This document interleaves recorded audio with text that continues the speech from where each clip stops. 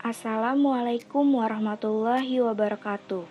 Saya Najla Atifah dari Universitas Nasional, Fakultas Ilmu Sosial dan Ilmu Politik, jurusan Ilmu Komunikasi.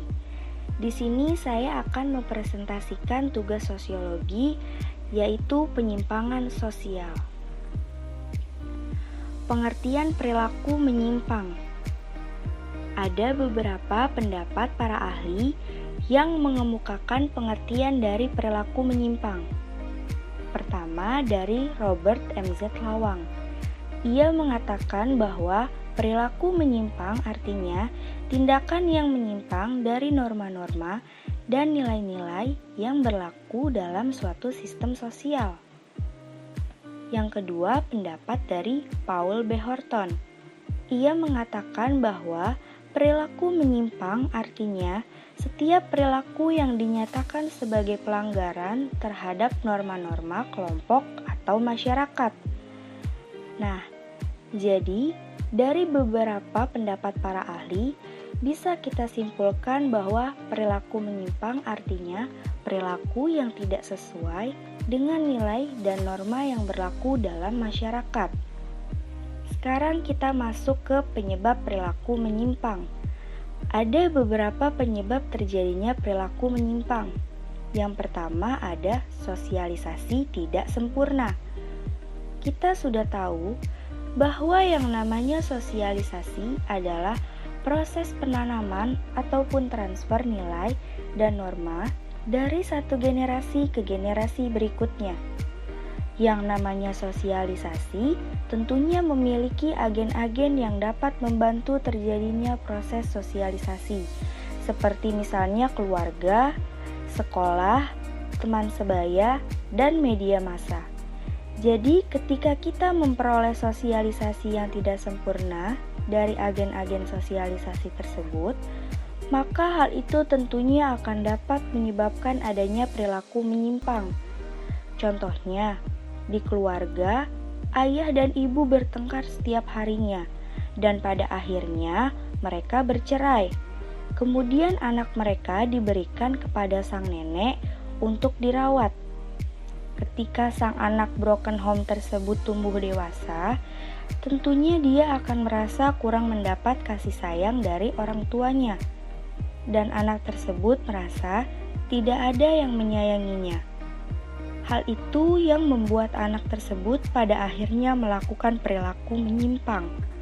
Selanjutnya, penyebab perilaku menyimpang yang kedua adalah adanya subkebudayaan menyimpang. Dalam hal ini, perilaku menyimpang dapat terjadi melalui interaksi sosial dengan orang lain yang berperilaku menyimpang. Contohnya, ketika seorang anak yang sering bergaul dan sering berinteraksi dengan seorang pecandu narkoba, maka suatu saat ia akan menjadi seorang pecandu narkoba.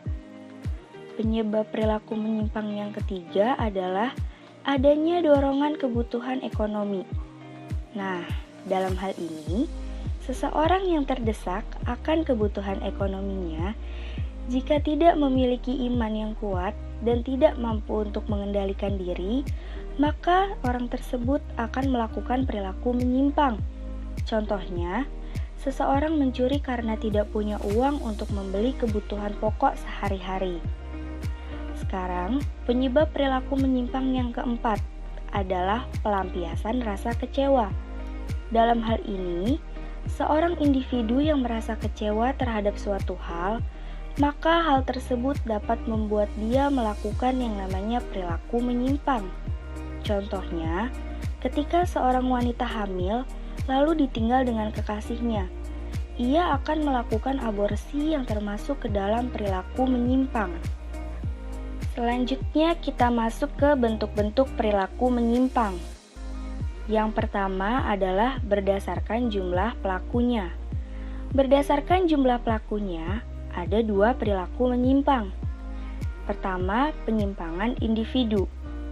Yang dikatakan penyimpangan individu adalah penyimpangan yang dilakukan oleh seorang individu terhadap nilai ataupun norma yang berlaku di dalam masyarakat.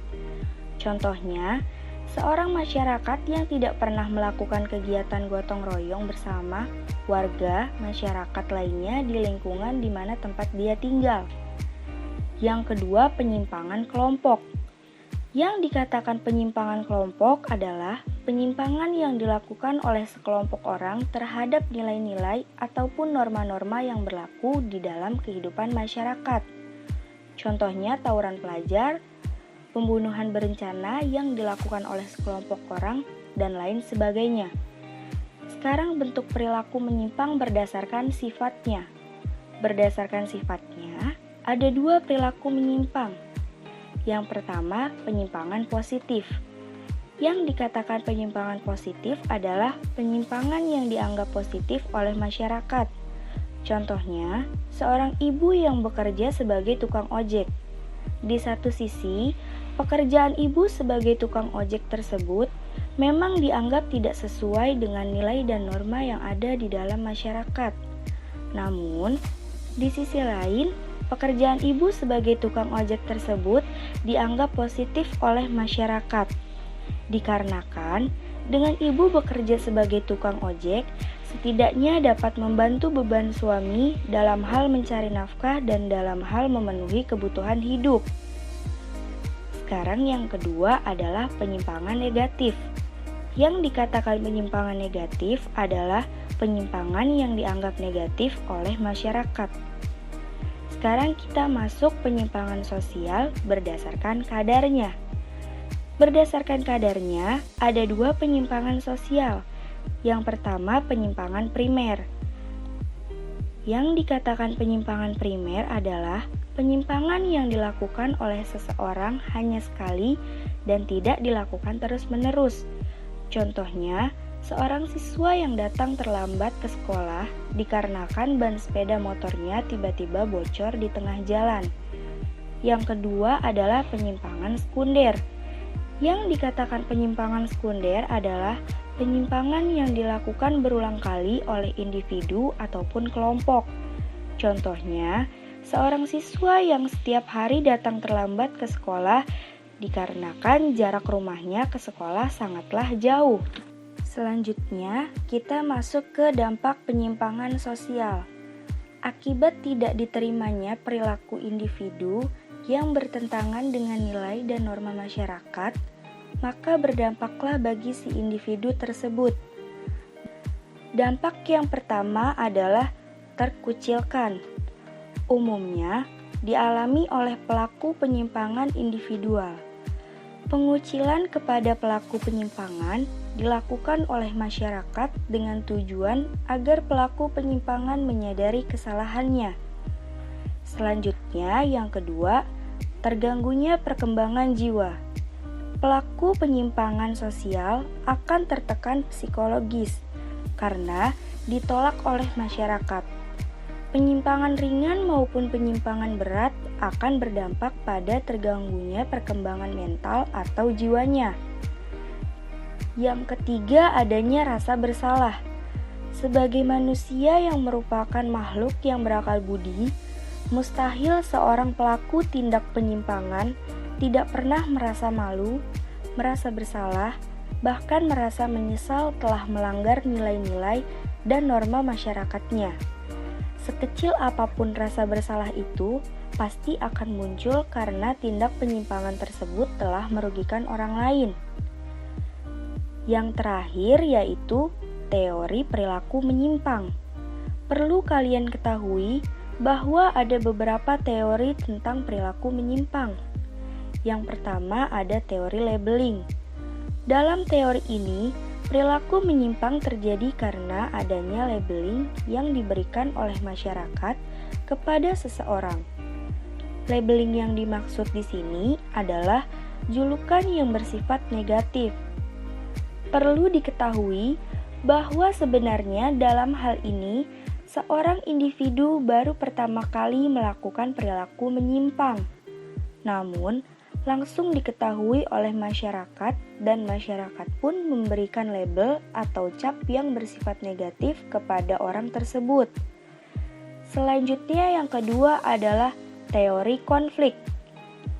Teori menyimpang ini dapat terjadi karena adanya perbedaan kepentingan antara kelas sosial yang berbeda. Contohnya, perbedaan kepentingan antara kelas atas dengan kelas bawah, yakni perusahaan dengan buruh. Dalam hal ini, perusahaan memberikan beban kerja yang lebih berat kepada para buruh. Namun, dengan kondisi gaji yang tetap dan tidak ada penambahan gaji kepada para buruh. Dan hal itu yang membuat para buruh akhirnya melakukan demo untuk menuntut kenaikan gaji. Selanjutnya, teori yang ketiga adalah teori fungsi. Teori perilaku menyimpang ini terjadi karena adanya perbedaan yang disebabkan oleh kondisi dan keberadaan tempat individu hidup dan tempat tinggal. Jika seorang individu tinggal di lingkungan yang baik, maka ia akan berperilaku yang baik.